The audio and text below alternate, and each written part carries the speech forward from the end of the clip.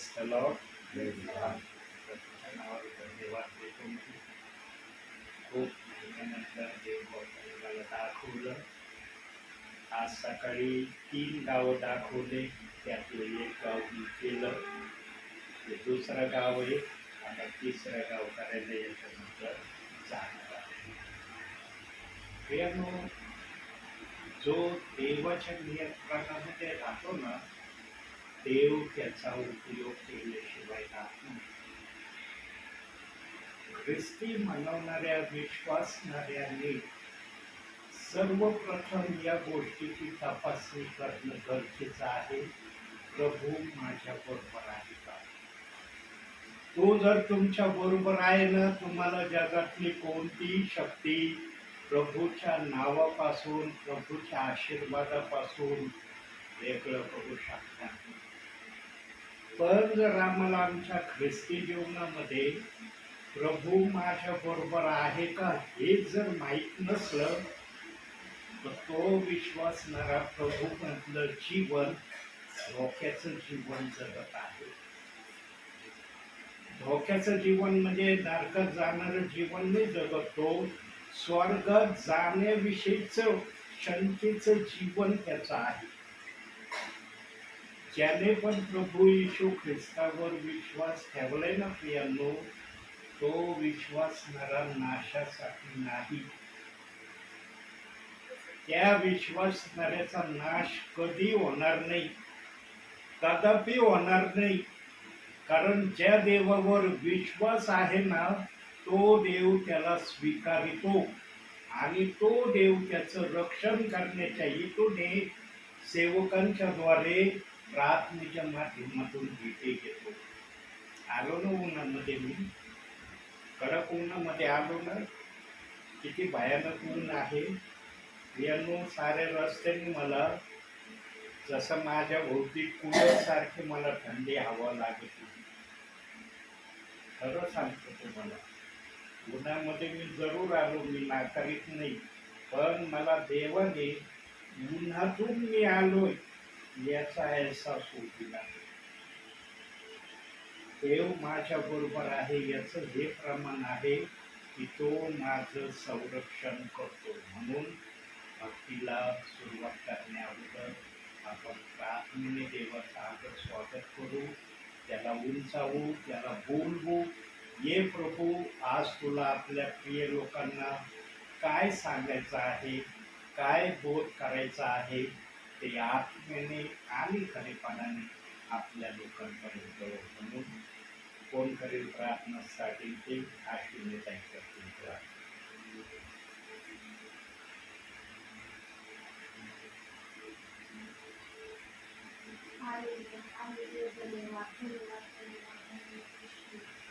त्या सांगायला धन्यवाद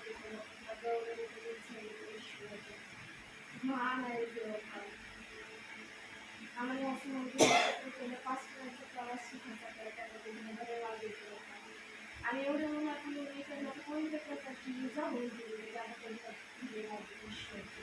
आजच्या दिवस आमचं आयुष्य राहील असून दिवस आणि वचनाची गोष्ट आम्हाला देणार आणि पास्टर मंदिर मुक्त्यांचा तो शब्द तुझे असू देतो. आशीर्वादित कर सगळ्यांना, आशीर्वादित कर.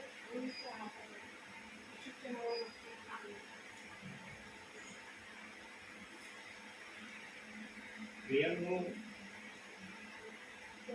देवावर जर विश्वास ठेवलेला आहे ना, तर देवासाठी काहीतरी करणं गरजेचं आहे.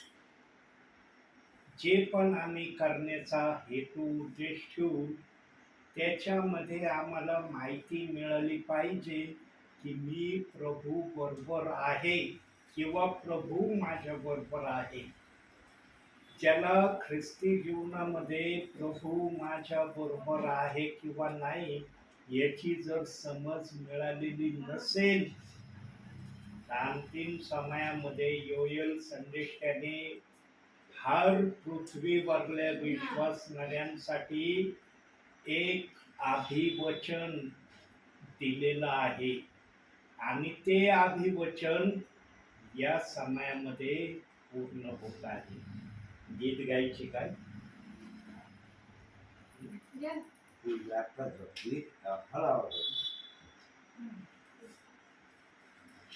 या. हा मी पण गाईल ओळखीचं असलं तर मी पण गाईल ओळखीचं नाही म्हणायचं. कोण?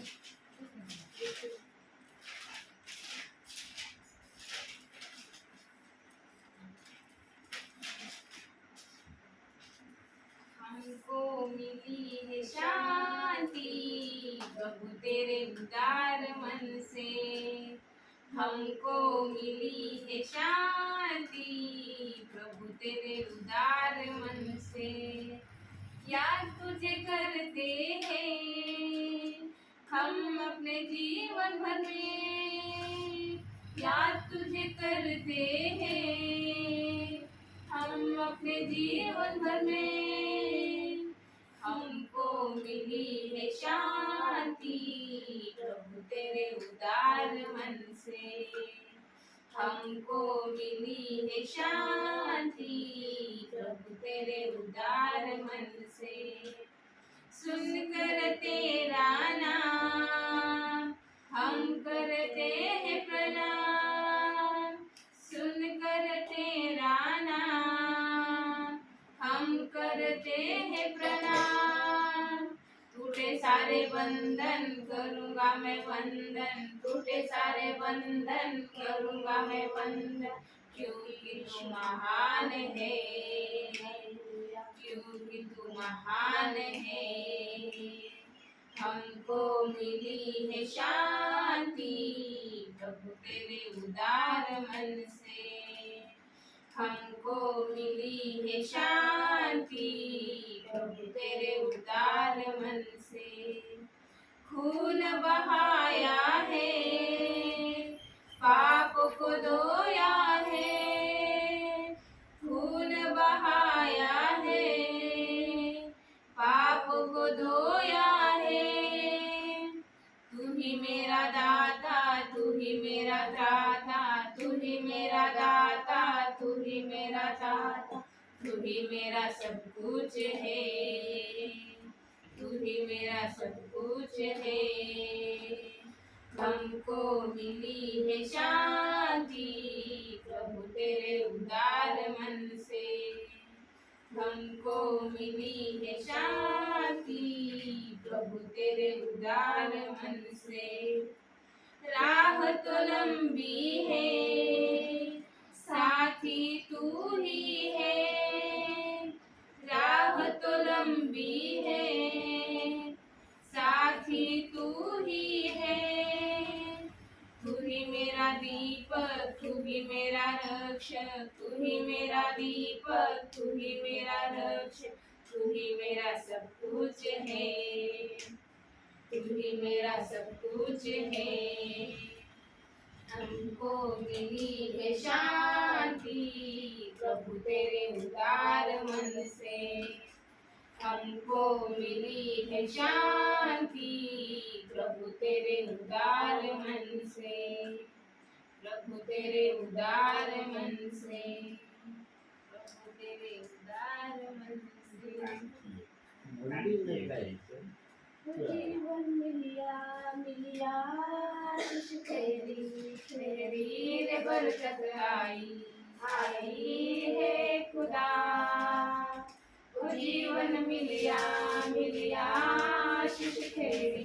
तेरी रे बरकत आई आई है खुदा। ओ बंधन टूटे टूटे गम भी छूटे छूटे आंसू सूखे सूखे खुदा। ओ बंधन टूटे टूटे गम भी छूटे छूटे आंसू सूखे सूखे खुदा। जीवन मिलिया मिलिया आशीष तेरी। तेरी बरकत आई आई है खुदा। मेरे ढाल वो बन जाता ख्याल रखता हर पल का। मेरे ढाल वो बन जाता ख्याल रखता हर पल का। मेरे सुख दुख का साथी मेरे साथ साथ चलता। मेरे सुख दुख का साथी, मेरे साथ साथ चलता, ना मैं रुकना रुकना, ना मैं थकना थकना, करूँगा महिमा महिमा है खुदा। ना मैं रुकना रुकना, ना मैं थकना थकना, करूँगा महिमा महिमा है खुदा। ये बंधन टूटे टूटे, गंभीर छूटे छूटे, आंसू सूखे सूखे खुदा। ओ बंधन टूटे टूटे, गंभीर छूटे छूटे, आंसू सूखे सूखे खुदा। और जीवन मिलिया मिलिया, आशीष ठहरी ठहरी रे, बरकत आई आई है खुदा। ईमान जो मैंने किया, हाथ तेरा थाम लिया। ईमान जो मैंने किया, हाथ तेरा थाम लिया। तूने मुझ पे तरस किया, चंगा कर दिया। तूने मुझ पे तरस किया, मुझे चंगा कर दिया। आनंद पाया पाया, तुझ से आया आया, दुश्मन हारे हारे खुदा। आनंद पाया पाया, तुझ से आया आया, दुश्मन हारे हारे खुदा। बंधन टूटे टूटे, गंभीर छूटे छूटे, आंसू सूखे सूखे खुदा। ये बंधन टूटे टूटे, गंभीर छूटे छूटे, आंसू सूखे सूखे खुदा। जीवन मिलिया मिलिया, आशीष ठहरी ठहरी रे, बरकत आई आई है खुदा। मी पण एक गीत गातो प्रभूच्या गौरवासाठी. सध्या खाद्य पाण्याचं प्रमाण जादा चाललेलं आहे शरीरात, म्हणून आवाजावर थोडासा परिणाम होतोय. तरी पण प्रभूच्या गौरवासाठी एक गीत गाण्याची देवबापांनी मला पण प्रेरणा दिली, मी गात आहे. कुछ मिले या ना मिले, प्रभु की स्तुति हो। वो बढ़े और मैं घटूं, प्रभु की स्तुति हो। कुछ मिले या ना मिले, प्रभु की स्तुति हो। वो बढ़े और मैं घटूं, प्रभु की स्तुति हो। जीवन की राहों पर चलता रहूंगा मैं, प्रभु की स्तुति करते हुए। दुख मिले या सुख मिले, प्रभु की स्तुति करूं। जीवन की राहों में चलता रहूंगा मैं, प्रभु की स्तुति करते हुए। सुख मिले या दुख मिले, प्रभु की स्तुति करूं। कुछ मिले या ना मिले, प्रभु की स्तुति हो। वो बढ़े और मैं घटूं, प्रभु की स्तुति हो। देने के द्वारा प्रभु की स्तुति करता रहूंगा सदा। प्रभु के भंडार में अपना दशमांश लेके आओ सदा। देने के द्वारा प्रभु की स्तुति करता रहूंगा सदा। प्रभु के भंडार में अपना दशमांश लेके आओ सदा। कुछ कुछ मिले या ना मिले, प्रभु की स्तुति हो। वो बढ़े और मैं घटूं, प्रभु की स्तुति हो। आने वाला है यीशु मसीहा, बादलों पर होके सवार, ले जाएगा अपने साथ मुझे और करेगा प्यार। आने वाला है यीशु मसीहा, बादलों पर होके सवार, ले जाएगा अपने साथ मुझे और करेगा प्यार। कुछ मिले या ना मिले, प्रभु की स्तुति हो। वो बढ़े और मैं घटूं, प्रभु की स्तुति हो। कुछ मिले या ना मिले, प्रभु की स्तुति हो। वो बढ़े और मैं घटूं, प्रभु की स्तुति हो। प्रभु की स्तुती हो। धन्यवाद देवाच्या नावाला प्रियांनो. आवाज जरी कसा बसलेला आहे तरी देव गोपांनी प्रेरणा दिली, त्यामुळं गीत गाता आलं. प्रभूच्या नावाला धन्यवाद देतो या गीतासाठी. प्रियांनो, आपलं जीवन प्रभू मधलं जे मी बोलत होतो त्याच विषयाला मी कंटिन्यू ठेवणार आहे. ख्रिस्तामध्ये स्वतःला न समजणारं ख्रिस्ती जीवन कधी जगू नका. ख्रिस्ताला मान्य होणारं जीवन आपल्या जीवनातून ख्रिस्ताला सादर करा. प्रियांनो, देवाने पण आम्हाला आपल्या राज्यात ना विशेष कारणासाठी घेतलेलं आहे आणि विशेष कारण जर आम्ही आपल्या जीवनातून देवबापाला कृतीच्या द्वारे, बोलण्याच्या द्वारे जर प्रकट करत नाही, तर प्रियांनो, जे देवाने आम्हाला आपल्या राज्यात घेण्याची जी उत्सुकता दाखवली आहे, त्या देवाला आम्ही निराश करणारे, त्याचे विश्वासणारे प्रियजन त्याच्या नजरेमध्ये सादर होऊ. प्रियांनो, जगामधल्या व्यक्तींनी जरी तुमचा सन्मान नाही केला ना, कधी संकोच मानू नका. पण ज्या देवाने तुम्हाला आपल्या राज्यात घेतलंय त्या देवाने तुमचा सन्मान करावा. या अनुषंगाने ख्रिस्तामध्ये प्रत्येक वेळेला चालण्याची देव बापाला तयारी दाखवा. म्हणून एक वचन आपण बघूया आणि त्या वचनाच्या माध्यमातून देव बाप आपल्याला आज काय बोलणार आहे, काय सांगण्याची इच्छा त्याची आहे ते बघूया. काढूया कलसेकराचं पत्र, 3रा अध्याय, 2रं वचन.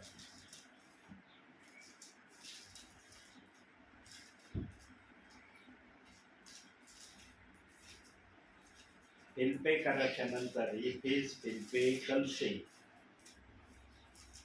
गलती करानंतर गलती लागत. हा, 3रा अध्याय, 2रं वचन. वरील गोष्टीकडे मन लावा, पृथ्वीवरील गोष्टीकडे लावू नका. 3रा अध्याय काढा, 2रं वचन.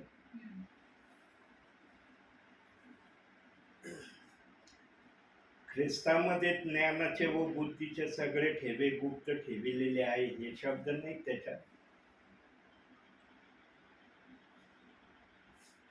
माझ्या भाषेत जरा तुम्ही वाचतो.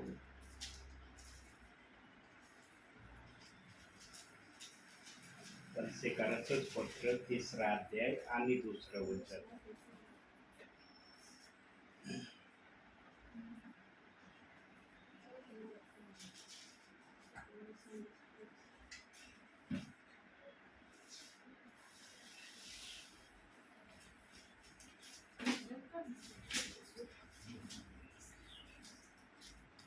वचन दुसरं आहे पण रेफरन्स दुसरा लिहिलाय प्रियांनो, हरकत नाही. या शब्दावर आपण बोलण्याचा प्रयत्न मी करणार आहे. ख्रिस्तामध्ये ज्ञानाचे व बुद्धीचे सर्व ठेवे गुप्त ठेविलेले आहे. कंसेकराच्या पत्रामध्ये तो शब्द आहे. तिसरा अध्याय. कारण तुम्ही मृत झाला आहात आणि तुमचे जीवन ख्रिस्ताबरोबर देवाचे गुप्त ठेवलेले आहे. तिसरा अध्याय. चालेल.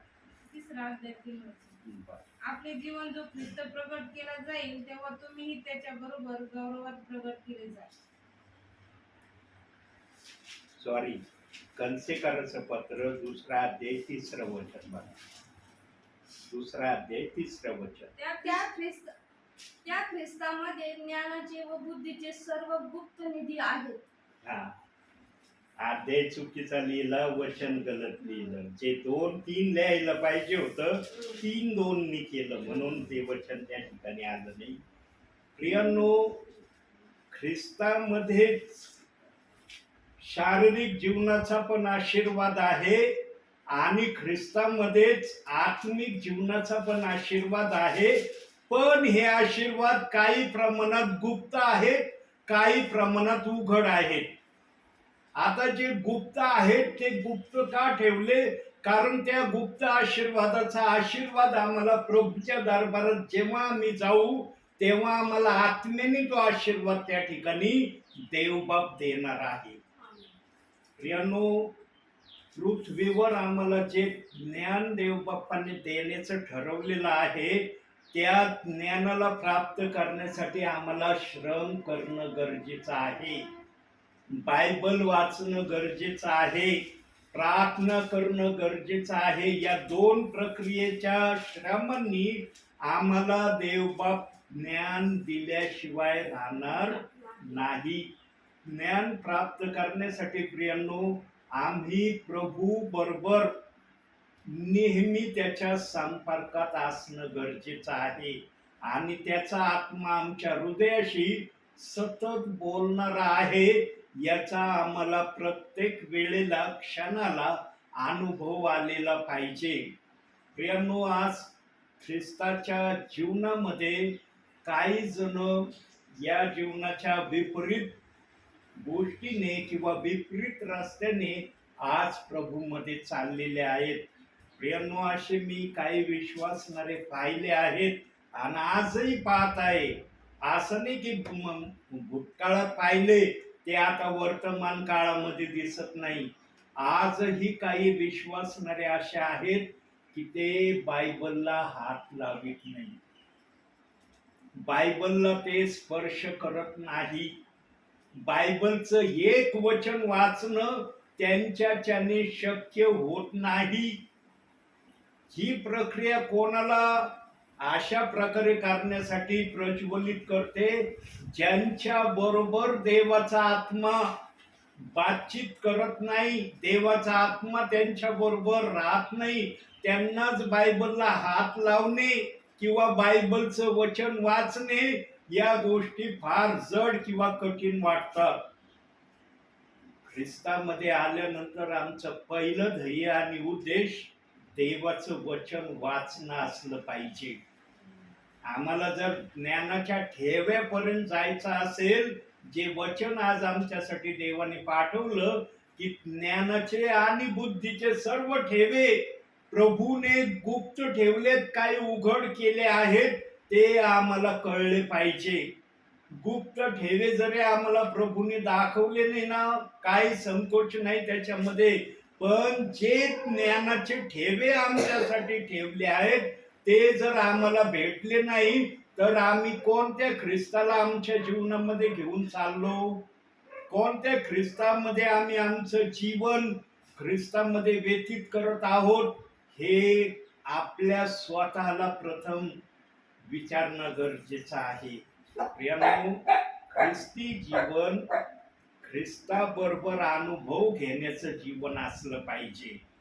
जर ख्रिस्ताचं जीवन ख्रिस्ताबरोबर अनुभव घेण्याचं नाही ना प्रियांनो, तर तुमचं ख्रिस्तामध्ये चालणं धोक्याचं आहे. तुम्ही कुठं चालला आहात हे तुम्हालाच कळणार नाही. देवाने एक सरळ वाट आपल्यासाठी ठेवलेली आहे आणि त्या सरळ वाटेवर येण्यासाठी आम्हाला सरळ होणं गरजेचं आहे. साप आहे ना प्रियांनो, सापाला आम्ही अतिशय वाईट हेतूने किंवा नकारात्मक गोष्टीने आम्ही सापाबद्दल आमच्या मनामध्ये विचारधारणा आहे. पण साप पण एक ठिकाणी सरळ झाल्याशिवाय राहत नाही. त्याचं जरी वाकडं तिकडं चालणं आहे, पण तो एक ठिकाणी जाण्यासाठी सरळच होतो, तेव्हा त्याला पुढचा रस्ता साध्य करता येतो. कोणत्या ठिकाणी साप सरळ होतो प्रियांनो? कोणती जागा आहे की त्या जागेवर सापाला सरळच व्हावं लागतं, त्याला वाकडं तिकडं त्या ठिकाणी जाता येत नाही. कोणतीच ठिकाण आणि ती जागा आहे माहिती तुम्हाला? जेव्हा साप बिळामध्ये जायचा प्रयत्न करतो ना, बिळामध्ये, त्यावेळेस त्याला वाकडं तिकडं जाता येत नाही, त्याला सरळच व्हावं लागतं. सरळ झाल्याशिवाय त्याला आपल्या बिळामध्ये जाता येत नाही. तो किती वाकडा तिकडं चालणारा असला ना, पण त्याला त्याच्या बिळामध्ये जेव्हा जायचं असेल तेव्हा त्याला सरळच व्हावं लागतं. मग तो किती लांब मोठा असो या छोटा असो, त्याला त्या ठिकाणामध्ये स्वतःला सरळ करणं गरजेचं आहे.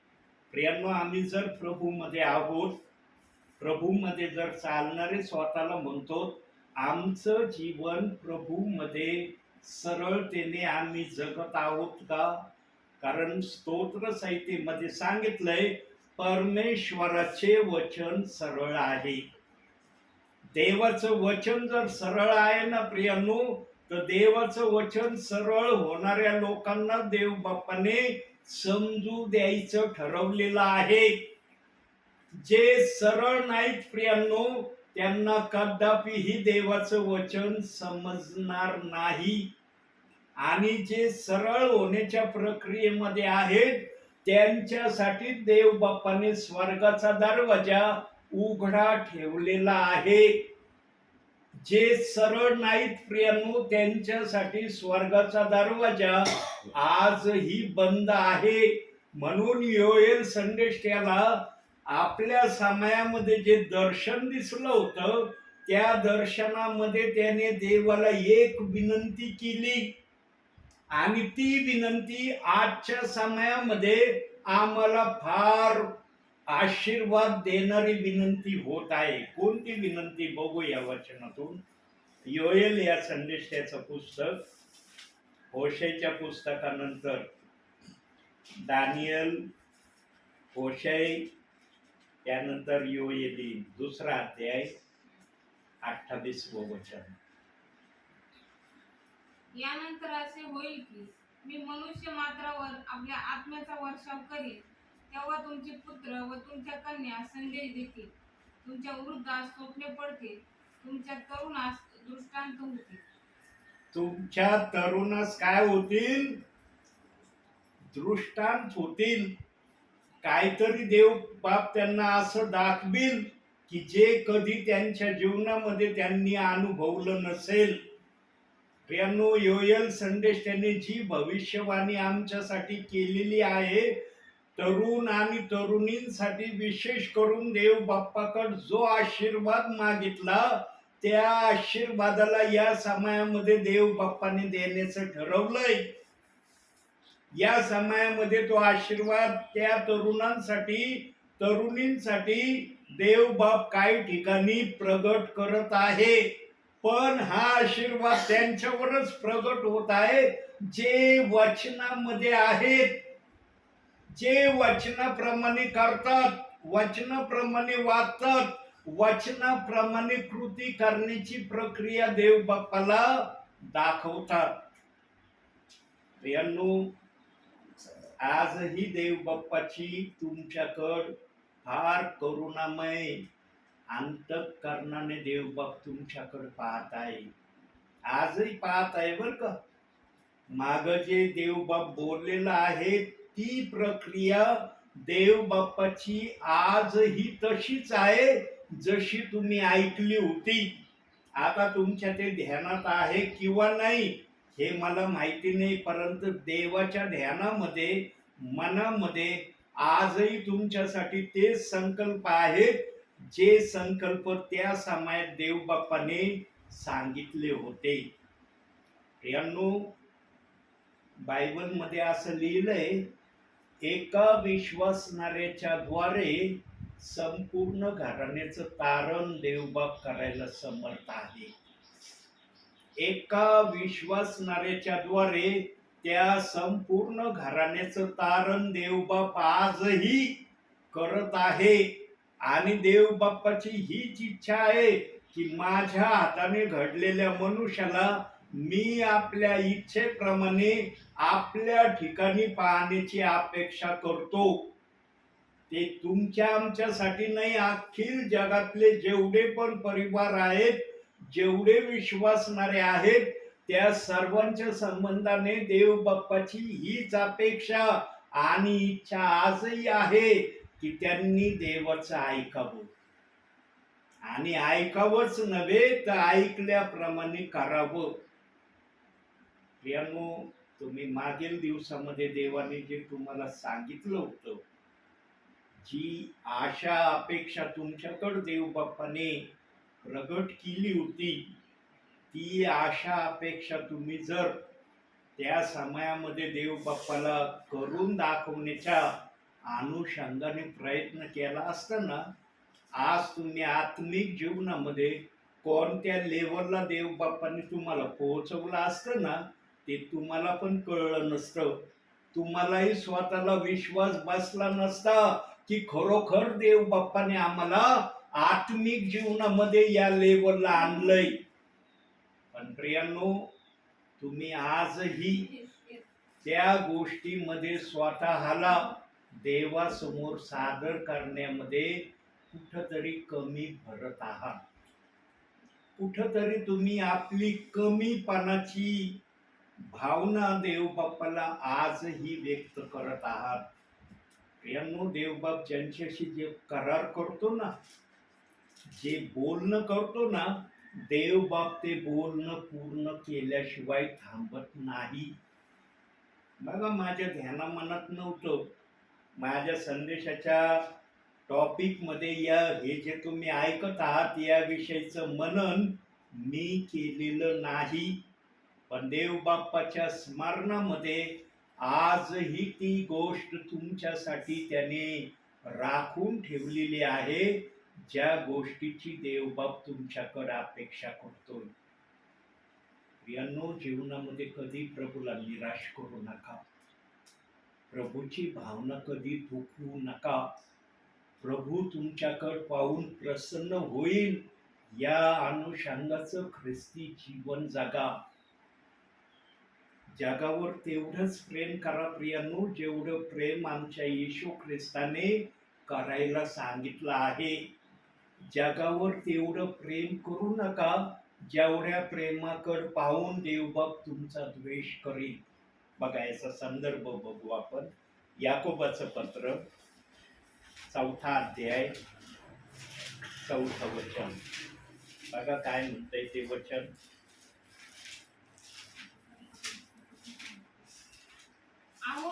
अविश्वासू लोकांनो, जगाची मैत्री ही देवाबरोबर वैरी आहे हे तुम्हाला ठाऊक नाही काय? जो कोणी जगाचा मित्र होऊ पाहतो तो देवाचा वैरी ठरला आहे. व्हायचं का प्रियांनो तुम्हाला असं ख्रिस्ताच्या जीवनामध्ये? जगाबरोबर मैत्री करून तुम्हाला देवाचं वैर पण स्वीकारायचं आहे का? जर तुमची इच्छा नसेल की आम्हाला देवाचं वैर पण घ्यायचं नाही, तर देवबाप आजही त्या गोष्टीकड तुमच्याकडे लक्ष लावून आहे आणि त्या गोष्टीकडे येण्यासाठी देवबाप तुमचं स्वागत करायला आजही तयारीत आहे. काय तुम्ही प्रभूकडून त्या आगत स्वागताच्या तयारीसाठी प्रभूकड स्वइच्छेने जाण्याची तयारी दाखवता? सो इच्छेने प्रभूकड त्या गोष्टी करण्याची इच्छा तुम्ही प्रकट करता. प्रियांनो, अगदी शेवटच्या समयामध्ये देव बाप्पाने आम्हाला आणलेलं आहे आणि देव बाप्पाची शेवटची आशा तुमच्या प्रती काय आहे माहिती का? आजही देव बाप्पाची तीच आशा आहे. तुम्ही विसरून गेला असाल किंवा तुमच्या ध्यानात राहिलं नसेल, जेव्हा दाखवलं जाईल तेव्हा तुम्हाला त्या गोष्टी आठवतील. अरे खरंच ब्रदरांनी मागील दिवसामध्ये आम्हाला या गोष्टी सांगितल्या होत्या. आठवणीसाठी एक वचन काढूया आपण. प्रेषितांची कृत्य 2 अध्याय 38 वचन. पेत्र त्यांना म्हणाला, पश्चाताप करा आणि तुमच्या पापाची क्षमा व्हावी म्हणून तुम्ही प्रत्येक जण येशू ख्रिस्ताच्या नावाने बाप्तिस्मा घ्या, म्हणजे तुम्हाला पवित्र आत्म्याचे दान प्राप्त होईल. पवित्र आत्मा आजही तुमच्याकडे येण्यासाठी उत्सुक झालाय. पवित्र आत्म्याची आजही आशा तुमच्याकडे तशीच आहे जशी त्या समयात होती. मग तुम्ही म्हणता ना, आता आम्ही काय पवित्र आत्म्याविना जगत आहोत का? पवित्र आत्म्याविना आम्ही ख्रिस्तामध्ये चाललोत का? जर पवित्र आत्मा आमच्याकडे येणार आहे या वचनाप्रमाणे, जर देवबाप आमच्याशी बोलत आहे, मग सध्याचं जीवन आम्ही प्रभूमध्ये कसं घालवित आहोत याचाही पुरावा बघू. इफिसकारास पत्र हे मोठं आपलं मग सापडत नाही का पटपट? हे मोठं सांगितलं. पहिला अध्याय 13-14. तुम्ही हे सत्याचे वचन म्हणजे तुमच्या कारणाविषयीची सुवार्ता ऐकून घेतल्यानंतर त्याच्यावर विश्वास ठेवला आणि त्यांनी देव केलेल्या पवित्र आत्म्याचा तुम्हावर त्या ठाई शिक्का मारण्यात आला आहे. देवाच्या गौरवाची स्तुती व्हावी म्हणून त्याच्या स्वकीय जनांच्या खंडणी भरून मिळवलेल्या मुक्तीसाठी हा पवित्र आत्मा आपल्या वचनाचा विसार आहे. बघितलं, पवित्र आत्मा केव्हा आम्हाला मिळतो किंवा पवित्र आत्मा आमच्यात कधी येतो?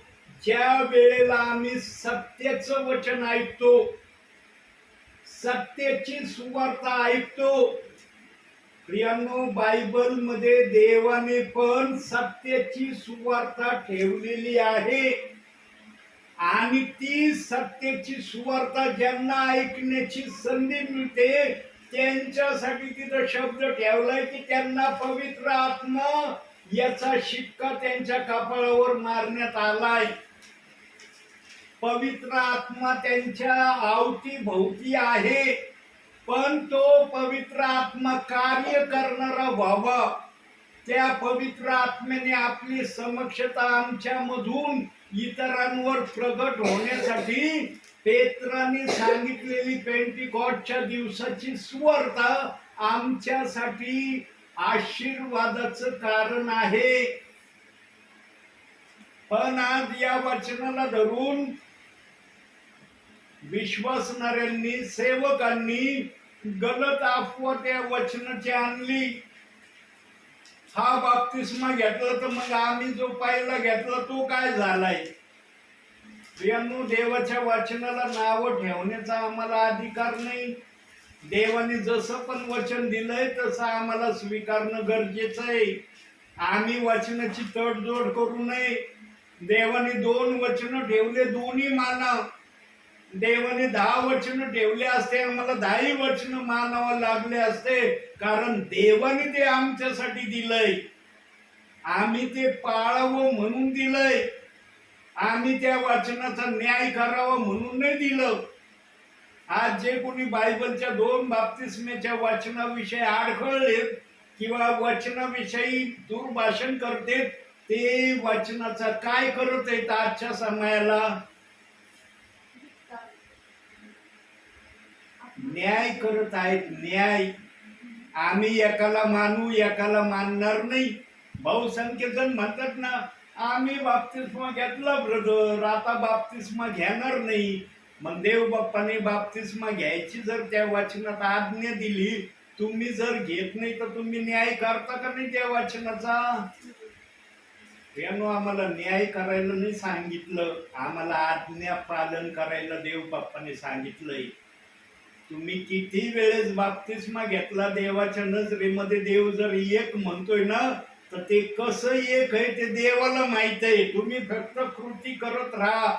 तुम्ही न्याय नका करू. अरे मी 2 वेळेस पाण्यामध्ये डुबलो म्हणजे माझे 2 बाप्तिस्मे झाले असं होईल. कुठं बायबल मध्ये सांगितलंय? बायबल मध्ये जर 2 वचनाविषयी असं सांगितलं असतं तर देवाने 2 वचन ठेवलेच नसते. आणि देवाचा आत्मा वारंवार या 2 वचनाविषयी एकाच पद्धतीने बोलत आहे. आणि बऱ्याच ठिकाणी या पद्धतीने पवित्र आत्मा माझ्याद्वारे बोललाय, आजही या ठिकाणी बोलणार आहे. आता कसं आहे ते बोलणं? तुम्हाला नाव आहे का नाही? आहे ना? मी जर तुम्हाला 100 म्हटलं, तुम्हाला नाव नाही, तुम्ही बिगर नावाचे. तुम्ही मला वेड्यात गिनती करता का नाही? म्हणताना आमचं आधार कार्डला नाव आहे, आमचं बँकेत नाव आहे, आमचं इलेक्शन कार्ड मध्ये नाव आहे, आणि हे बोलणारे ग्रस्त म्हणतात तुमचं नाव नाही, तुम्ही बिगर नावाचे आहात. वेड्यात गिनती करता का नाही मला तुम्ही? यांनो, जर देवाने आम्हाला नाव दिलंय तर देव बिगर नावाचा आहे का? देवाचं नाव पिता पुत्र पवित्र आत्मा हे नाव आहे का देवाचं? देवाचं नाव एवढंच आहे का? पिता पुत्र पवित्र आत्मा, दुसरं नाव नाही देवाला. आम्हाला जर आम्ही म्हणलं आम्हाला नाव नाही, आम्ही बिगर नावाचे, आम्ही लगेच रागवून समोरच्या व्यक्तीला म्हणू माझं नाव असं असं आहे, माझं हर ठिकाणी हे नाव गेलेलं आहे, तुम्ही कसं काय म्हणता मला नाव नाही? देवाला सुद्धा नाव आहे. एका वचनामध्ये देवाने आपली ओळख सांगितली. माझी ओळख काय आहे? पिता पुत्र पवित्र आत्मा. आणि दुसऱ्या वचनात सांगितलंय ते नाव काय आहे. आज म्हणता ना तुम्ही 3 in 1 त्रैक्य, तीनाचा एक. तुम्ही म्हणता का 3 देव आहे? 3 आहे पण तो कार्य करणारा एकच आहे. मग जर एकच आहे हे तुम्ही धरून चाललात, मग जर तुम्ही बाप्तिस्मे पिता पुत्र पवित्र आत्म्याच्या नावाने आणि येशू ख्रिस्ताच्या नावाने घेतल्यावर देव बाप्पाने एकच बाप्तिस्मा म्हणतो, 2 नाही म्हणत. 2 म्हणण्याच्या प्रक्रिया तुमच्या मुखात आहे, देवाच्या मुखामध्ये नाही.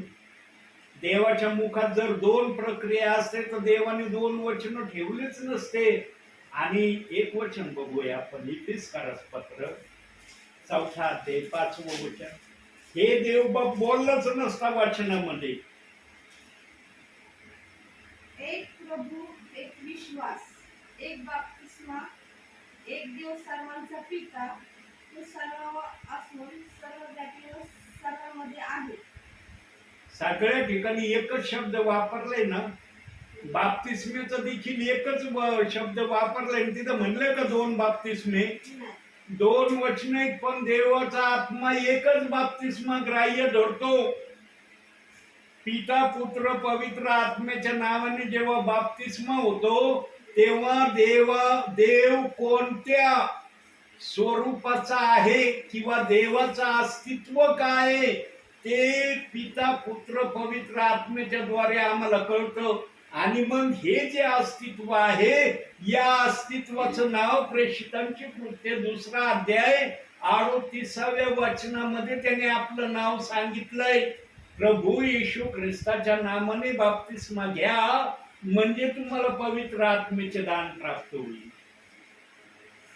पण जेव्हा या गोष्टीचं उच्चारण केलं जातं त्यावेळेस विश्वासणाऱ्यांच्या मनामध्ये, सेवकांच्या मनामध्ये नकारात्मक विचाराची भली मोठी यादी किंवा लिस्ट त्यांच्या मनात तयार व्हायला लागते. देवाच्या वचनाचा न्याय करण्याचा ना तुम्हाला अधिकार नाही. देवाने कधीच हा अधिकार दिलेला नाही. देवाने जे पण दिलंय ना ते आम्हाला पाळण्यासाठी दिलंय, करण्यासाठी दिलंय. आणि त्याचा उपयोग आमच्या जीवनात होईल या अनुषंगाने आमच्या ते आमच्या हातात दिलंय. प्रियांनो, देवाने जे पण आम्हाला दिलंय ना, तावून सालाकून तपासून दिलंय. असं झोपेत उठलाय देवानं आमच्या हातात दिलंय असं काही नाही. सगळ्या गोष्टी देव बाप्पाने पारखून दिलेल्या आहेत.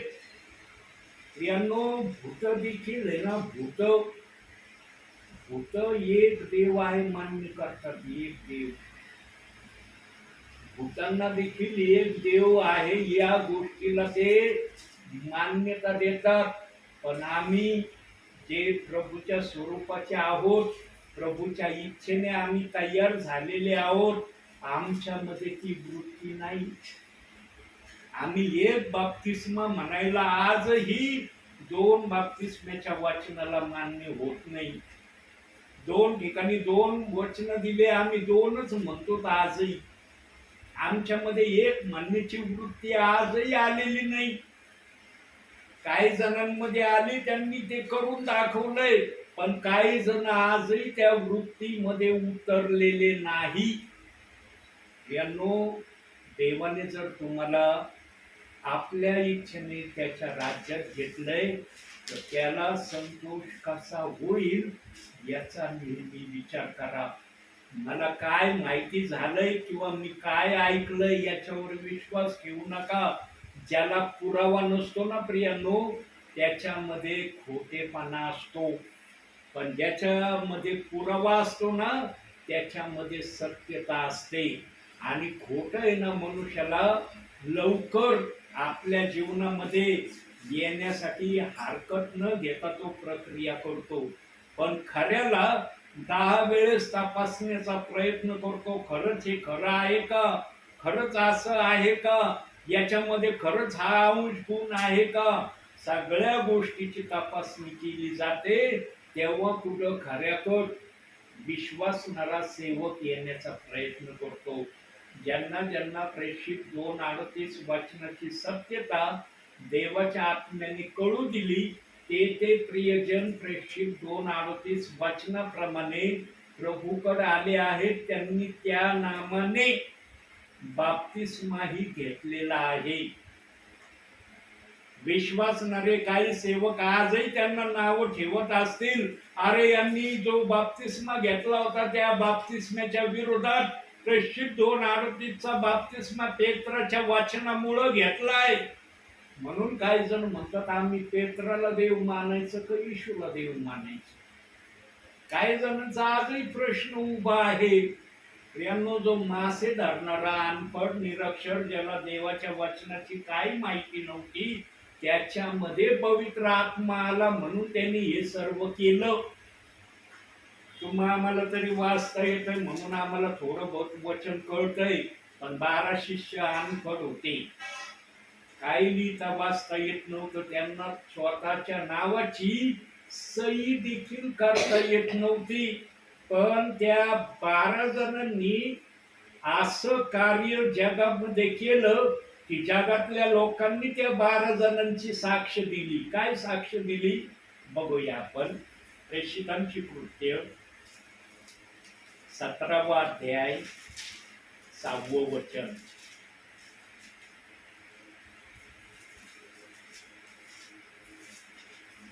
परंतु त्यांचा शोध लागला नाही. तेव्हा त्यांनी यासोनाला कित्येक बंधूंना नगराच्या अधिकाऱ्याकडे ओढीत नेऊन आरडाओरड करीत म्हटले, ज्यांनी जगाची उलटापालट केली ते येथे आले आहेत. काय म्हटले लोक? ज्यांनी जगाची उलटापालट केली ते येथेही आले. प्रियांनो, शिष्यांचे ज्या पण भूमीवर पाय पडायचे ती भूमी प्रभू येशू ख्रिस्ताच्या नावाने तारण प्राप्त करणारी भूमी होत होती. आणि त्या भूमीमध्ये राहणारे विश्वासणारे देवाला ओळखीत होते, देवाच्या सांगण्याप्रमाणे करण्याची तयारी दाखवित होते. आज तुम्ही आम्ही पण प्रभू मध्ये आहोत. किती प्रभूच्या इच्छेप्रमाणे करण्याची तयारी आम्ही दाखवतो. आम्ही तर आज वचनाला दोष देणारे, देवाच्या विरोधामध्ये चालणारे झालो. यांनो लक्षात ठेवा एक बात, कडू ना नेहमी कडू असतं, पण त्याच्यामध्ये गोडवा फार असतो. हा, कडू जे असतं ना त्याच्यामध्ये जो गोडवा असतो ना, तो गोडवा कशामध्येच तुम्हाला सापडणार नाही.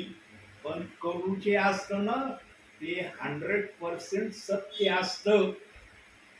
ते कधी खोटी भाषा बोलत नाही. कडू कडू हे नेहमी सत्यता प्रगट करतं. आणि ही सत्यता प्रगटीकरणाच्या 10व्या अध्यायामध्ये कडू या शब्दाने देव बाप्पाने तिथं प्रगट केली.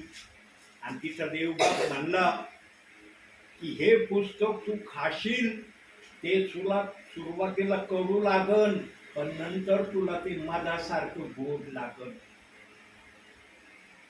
अध्याय जरूर वाचा, फार थोडे वचन येत. प्रगटीकरण 10वा अध्याय 10च वचन साधारणतः त्या अध्यायामध्ये दिले.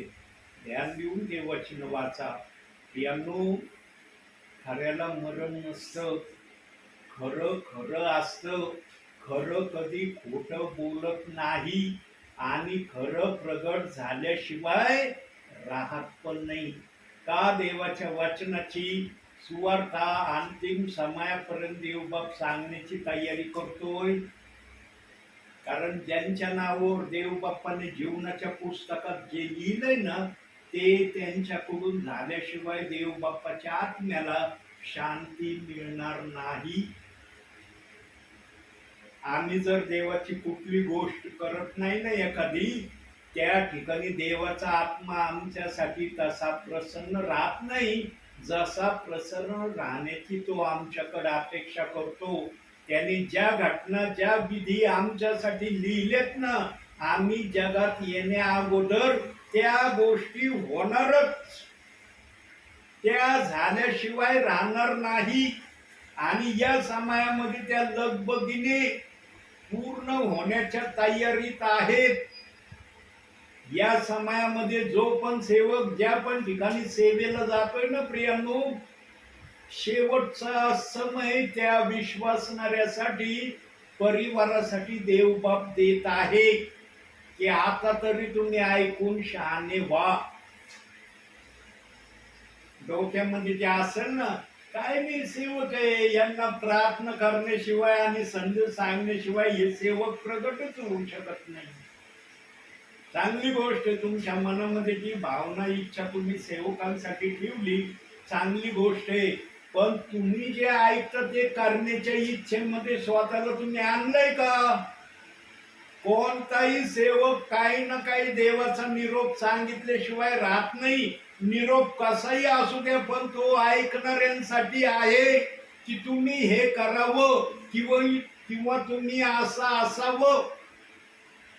संदेशामध्ये काही ना काही तुमच्यासाठी आहे. पृथ्वीवरचे बहुसंख्य विश्वासणारे संदेश ऐकतात. किती जणांना म्हणता येतं की आम्ही वचन ऐकतो, त्याप्रमाणे आमच्या जीवनात आम्ही केलंय. मागील दिवसात देव बाप्पांनी तळमळीने तुम्हाला या वचनाविषयी सांगितलं होतं आणि विनंती केली होती की हे वचन प्रेषित 2:38 वचन वाचा, प्रार्थना करा. केले तुम्ही या प्रक्रिया?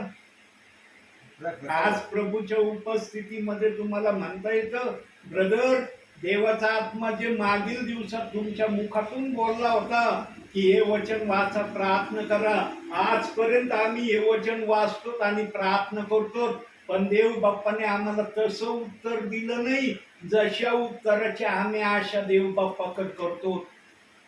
यानं तुम्ही जर वचन विश्वासाने वाचलं असतं, देव बाप्पाला जर हाक मारली असती विश्वासाने, एक ना एक दिवशी देव बाप्पाने तुम्हाला उत्तर दिलं असतं की तुमच्या मनात जे काही शंका आहे ती चुकीची आहे, मी जे सांगतो ते ऐका आणि याप्रमाणे करा. परंतु तुम्ही वचन वाचण्यामध्ये देव बाप्पा समोर विश्वासी ठरलेले नाही. तुम्ही ते वचन वाचलं नाही. किती दिवस वाचला असेल ते तुम्हाला आणि प्रभूला माहिती आहे, मला माहिती नाही. पण तुम्ही जितक्या पण वेळेस वाचला असेल ते देव बाप्पाने नोट करून ठेवले तुमच्या नावावर ती 1 दिवस म्हणा, 4 दिवस म्हणा, 10 दिवस म्हणा, तुम्ही ते वचन वाचून देवाकडे प्रार्थना केली, तुम्हाला जी काय करायची ती देवाने तुमची तपासणी करण्यासाठी त्या समयात प्रार्थना ऐकली, उत्तर दिलं नाही, पण तुम्ही विश्वासाने ते वचन वाचण्यामध्ये आणि करण्यामध्ये माघार घेतली.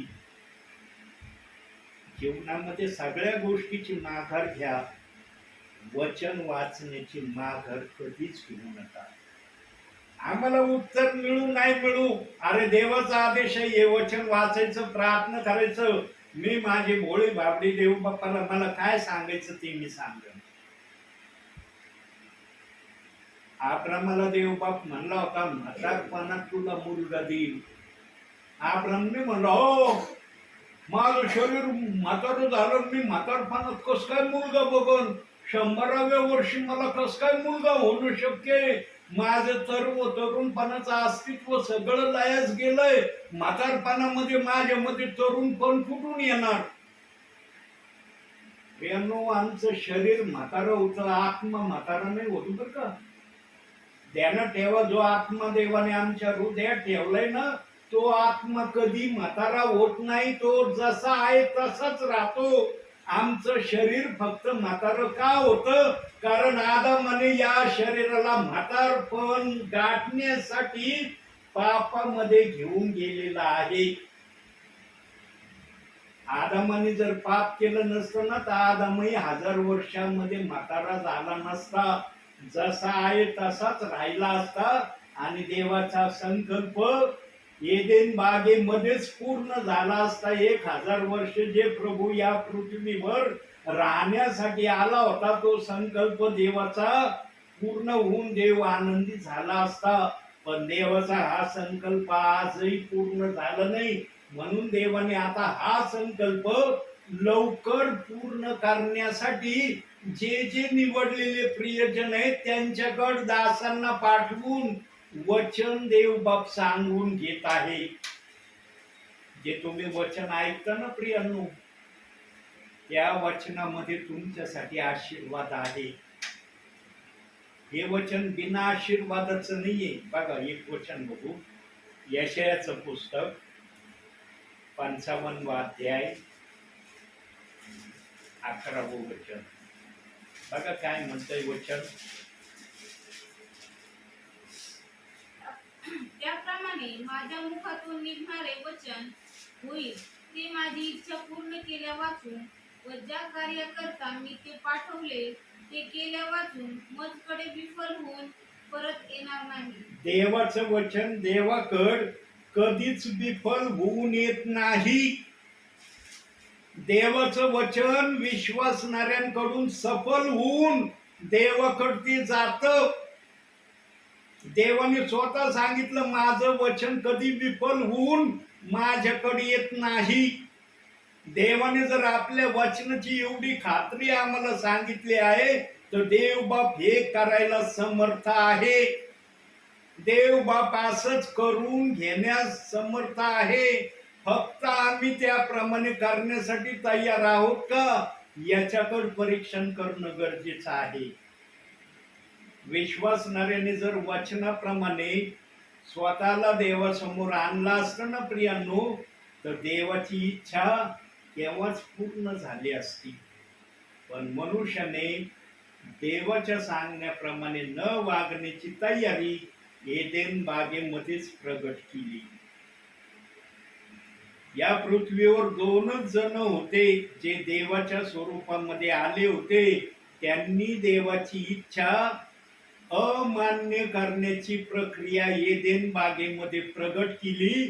ती प्रक्रिया आजच्या समयाला किती उच्च पातळीला गेली.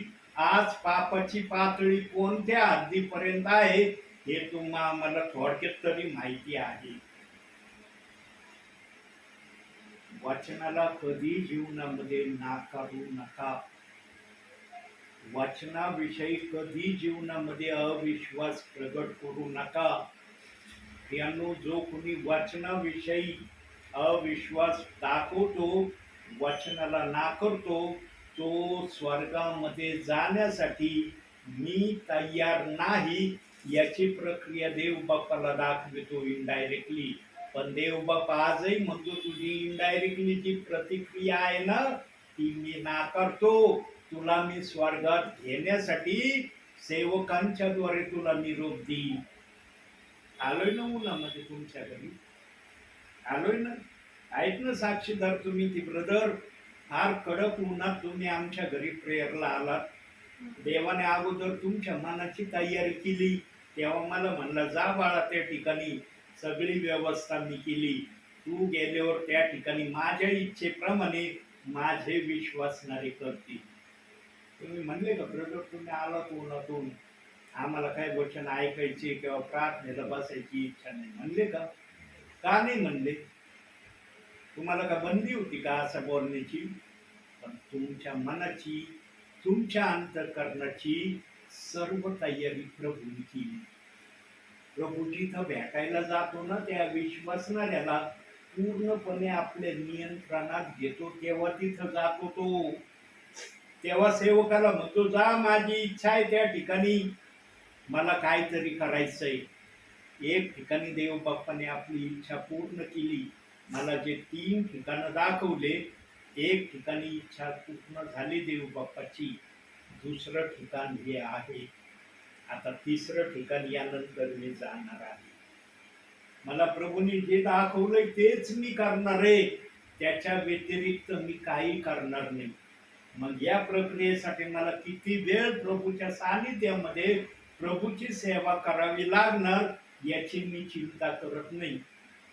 कारण माझ्याजवळ सर्व काही व्यवस्था देव बाप्पाने मला अवेलेबल करून दिली आहे.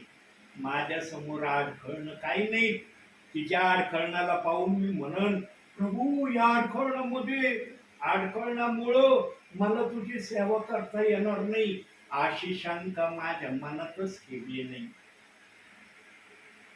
साधारणतः 4 ते 5 महिन्यानंतर आलोय ना मी, है ना. मला एक्झॅक्टली नाही माहिती पण 4 ते 5 महिने निश्चित झाले असतील. आज देव बाप्पाला तुमची आठवण झाली. राहून राहून का वैना प्रियानो देव बाप तुमच्याकडे आशा धरून आहे. त्याला निराश करू नका. मी आज आहे उद्या नाही. माझी शाश्वती गॅरंटी नाही या जगामध्ये. पण ज्या देवावर तुम्ही विश्वास ठेवलाय तो देव जगामध्ये पण आपलं कार्य करायला समर्थ आहे. आणि ज्या ठिकाणी स्वर्गामध्ये तो आहे त्या ठिकाणी तुम्हाला घेऊन जायला पण आजही समर्थ आहे. त्या देवाचा ऐका.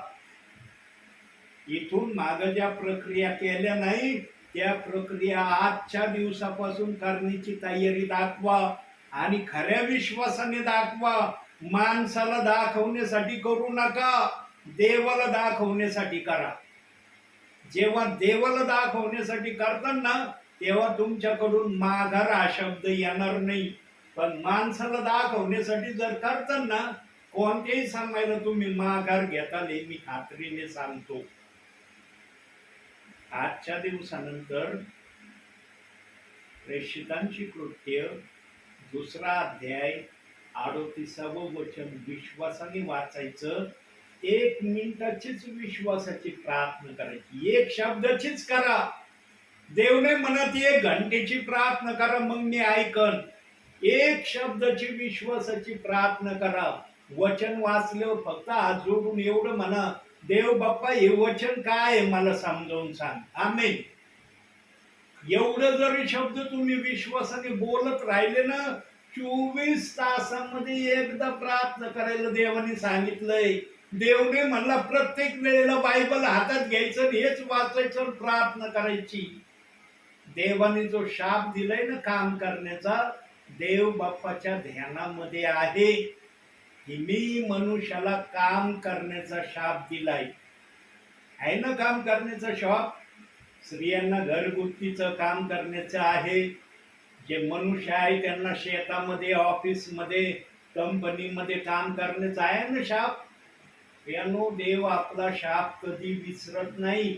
पण अशाही परिस्थितीतून देव बाप म्हणतो एकदा तरी तुम्ही ते वचन वाचून विश्वासाने एक शब्दाची प्रार्थना करा. प्रियांनो, मागील दिवसांमध्ये तुम्ही जर अशी प्रक्रिया एका शब्दाची प्रार्थनेची देव बाप्पाला केली असती ना, आज तुम्ही आत्मिक जीवनामध्ये इतक्या आशीर्वादाच्या लेवलला देव बाप्पाने तुम्हाला नेलं असतं ना. तुम्ही जर कोणासाठी प्रार्थना केली असती ना, आजारी व्यक्तींसाठी, देव बाप्पा जो आजारी आहे आमच्या घरातला कुणी असो ते बरे झाले पाहिजे, देव बाप्पाने तुमच्या प्रार्थनेने बरे केले असते. बरोबर आहे. फक्त प्रार्थना हे सुद्धा पाहिजे. तुमची प्रार्थना देव बाप्पाने ऐकलीच असते. खात्रीने सांगतो प्रियांनो, मी उगाच बोलायचं म्हणून बोलत नाही, तुम्हाला फुसलवायचं म्हणून सांगत नाही. देवाचा आत्मा फुसलवण्याची भाषा कधी बोलत नाही. तुम्ही कशासाठी पण प्रार्थना केली असणार, नुसत्या आजारांसाठी मी नाही म्हणत, कोणत्याही समस्येसाठी तुम्ही प्रार्थना केली असती ना, तुमची प्रार्थना देवाने ऐकली असती का? कारण तुम्ही देवाचा शब्द ऐकला, त्याप्रमाणे करण्याची कृती दाखवली. म्हणून वेळ अजूनही गेली नाही. आजही देवबाप तुमच्याकडं त्याच आशेने पाहतोय ज्या आशेने उधळ्या पुत्राकडे देवबाप बघत होता. उधळ्या पुत्र बापाकडे आला आहे ना, जड जड पावलं नाही येत होता, पण बाप पळत गेला त्याच्याकडं. मुलगा नाही आला पळत, पण बाप असा जोरात पळत गेला आणि गेल्याबरोबर मुलाला मिठी मारली. बापाने नाही बघितले, अरे मळके सळके कपडे त्याच्या अंगावर, कित्येक दिवस त्याने आंघोळ केली नाही, त्याच्या अंगातून डुकरासारखा वास येतोय. देव बाप्पाने कधीच या गोष्टीकडे लक्ष दिलं नाही. आपल्या मुलाला मिठी मारली आणि मग तो आपल्या चाकरांना म्हणाला, याला एक नवीन झगा द्या, याच्या पायात जोडे द्या, याला अंगठी घाला. बापाने बघितलं याचा अवतार काय परिस्थितीत आलाय, तेव्हा त्याला नवीन कपड्याने स्वच्छ देव बाप्पाने आपल्या मुलाला केलं. तीच प्रक्रिया देव बाप जे आज प्रभू मध्ये आहेत त्या विश्वासणाऱ्यांसाठी करू इच्छित आहे. आम्ही करण्याच्या तयारीमध्ये आहोत का? एक वचन वाचा आणि प्रार्थना करा. त्या समयात देवबाप बोलला होता माझ्या मुखातून. किती वर्ष झाली आता त्या गोष्टीला? कमीत कमी 10 वर्ष झाले असतील, है ना? 10 तरी झाले असतील माझ्या माहितीप्रमाणे. 10 वर्षामध्ये जर तुम्ही विश्वासाने ते वचन वाचलं असतं, प्रार्थना केली असती, देव बाप्पाने 10 वर्ष तुमचा शब्द ऐकत राहिला असता का? उत्तर नसतं का दिलं देव बाप्पाने? या मुलीने जर आपल्या आईला काय मागितलं, ही मुलगी जर म्हणली, आई आई मला ही गोष्ट पाहिजे, आई सुरुवातीला जरी आई जवळ ती देण्याची ताकद हिंमत नसली, पण मुलीच्या वारंवार त्या शब्दाने आपल्या आईने कधीतरी विचार केला असता ना, अरे माझी जन्मदाती मुलगी माझ्याकडे एक गोष्ट मागत आहे, मला ती दिली पाहिजे. प्रियांनो, जर आपली जन्म देती माता आपल्या मुलीची इच्छा पूर्ण करते, तुम्ही जर देवाकडे काही मागितलं असतं वारंवार, देव बाप्पाने तुम्हाला दिलं असतं का नसतं?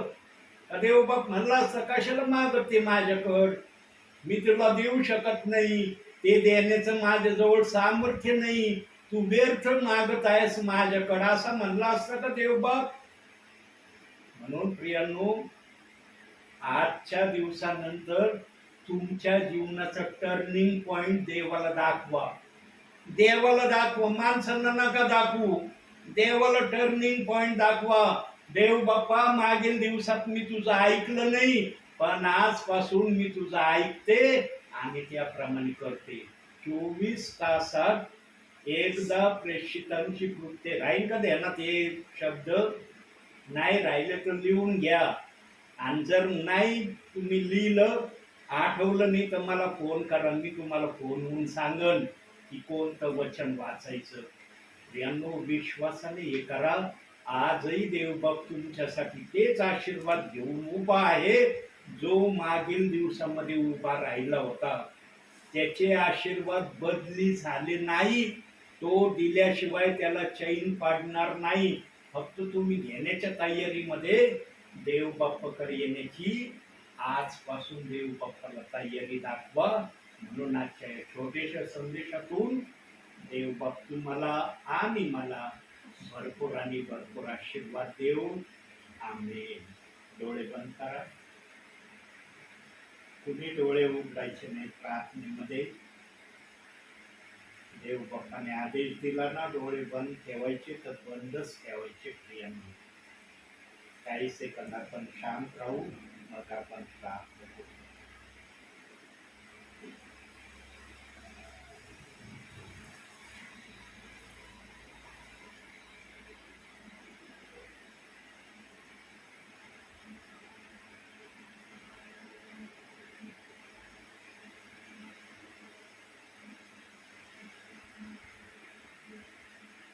प्रार्थना करूया आपण. स्वर्गीय बापा, तुझ्या नावाला धन्यवाद देतो, तुझ्या नावाला उंचावतो. मान, महिमा, गौरव, सन्मान, स्तुती सर्व माझ्या बापा तुझ्या पवित्र नावाला देतो. तुझा जय जयकार करतो, तुला उंचावितो, तुला स्तवितो माझ्या बापा. तुला आभार प्रदर्शनाचा उपकार स्तुतीचा यज्ञ मी अर्पण करतो माझ्या बापा. माझ्या बोटाचं प्रथम फळ माझ्या बापा मी तुला देतो. स्वर्गीय बापा, आज खूप महिन्यानंतर आंग्रे परिवाराची तू आठवण केली. आंग्रे परिवारामध्ये जाण्याची इच्छा तू माझ्या समोर व्यक्त केली. आणि जेव्हा स्वर्गीच्या देवा तू काही मला दाखवतो ते मी केल्याशिवाय राहत नाही. कारण सेवक जर देवाचं ऐकत नाही तर त्याला सेवक म्हणता येणार नाही. सेवकाने कोणाचं जरी ऐकलं नाही हरकत नाही, पण त्याने देवाचं ऐकलंच पाहिजे आणि ऐकल्याप्रमाणे केलंच पाहिजे, तरच तो देवाचा सेवक आहे. स्वर्गीच्या देवा, आज खूप दिवसानंतर या परिवारात तू आला. तुझ्या नावाला धन्यवाद देतो. तुला जे काही सांगायचं होतं, तुझ्या मनात जे काही होतं तेच मी बोललेलो आहे. मी आपल्या मनातलं काही यांना सांगितलं नाही माझ्या बापा. जे तुझ्या मनात आहे यांच्यासाठी आणि जे त्यांनी करावं अशी तुझी जी इच्छा आहे तीच इच्छा तू संदेशातून माझ्या मुखातून प्रगट केली आहे. आता तुझ्या उपस्थितीमध्ये या प्रियजनांनी तुझा निरोप आजही ऐकला आहे. काय आजचा ऐकलेल्या निरोपाप्रमाणे हे प्रियजन तुझ्या समोर प्रत्येक वेळेला येण्याची तयारी दाखवतील अथवा नाही हे तू स्वर्गातून पाहणार आहे. सेवक दास या नात्याने माझी तुला विनंती आहे माझ्या बापा, की जे काही तू या प्रियजनांना सांगितलं आहे त्याप्रमाणे या प्रियजनांनी सर्व गोष्टी करण्यासाठी स्वतःला तयार करावं, हीच माझी तुझ्याकडे प्रार्थना आहे. आणि जर हे प्रियजन विश्वासाने 24 तासामध्ये एकदा का होईना ती प्रक्रिया तुझ्या समोर करण्याच्या इच्छेमध्ये तुला दिसतील माझ्या बापा, तर माझी तुला हात जोडून विनंती आहे की यांच्या मनातली इच्छा जी काही ते तुला सांगत आहेत ती इच्छा त्यांची तू पूर्ण कर. ती इच्छा पूर्ण करायला वेळ लावू नको माझ्या बापा, ही मी तुला प्रार्थना करतो. संपूर्ण आंग्रे परिवार तुझ्या पवित्र हातात देतो माझ्या बापा. या परिवारातले लहान थोर प्रियजन तुझ्या कृपेच्या हातात तू सदैव ठेव माझ्या बापा. हे घर, ही जागा सदैव आशीर्वादाने भरलेली अशी ठेव माझ्या बापा. तुझी शांती या जागेत राहू दे. या घरातल्या तेला मिठा पिठाला आणि सर्व वस्तूंना तू आशीर्वाद दे माझ्या बापा. या घराच्या सभोवती तुझे दूत यांच्या रक्षणासाठी सदैव तू उभे कर अशी ही प्रार्थना करतो. आज आपल्या दासाला या ठिकाणी येऊन वचन सेवा आणि प्रार्थना दोहीही सेवा करण्याची पुन्हा एकदा तू संधी दिली, यासाठी धन्यवाद. मान, सन्मान, गौरव सर्व माझ्या बापा मी तुला देतो. पुन्हा एकदा तुझ्या नावाला उंच करी लहानशी विनंती तारणारा प्रभू येशू ख्रिस्त याच्या प्रिय आणि गोड नावानं मागतो म्हणून तू ऐक माझ्या बापा. आमेन. हे आमच्या स्वर्गातील बापा, तुझे नाव मानले तुझे राज्य येईल. जसे स्वर्गात तसे पृथ्वीवर तुझ्या इच्छेप्रमाणे आमची रोजची भाकरी आम्हाला दे. जसे आमच्या अपराधाची माफी तसे तू आमच्या पापांची क्षमा कर. आम्हाला आम्हाला पापापासून सोडव. त्यामध्ये राज्य, सामर्थ्य आणि बळ ही सर्व काळ तुझीच आहे. आमेन. आमेन. प्रभू येशू रक्त की जय. येशू रक्त तुझे. येशू रक्ताचा जय. आमेन. बस.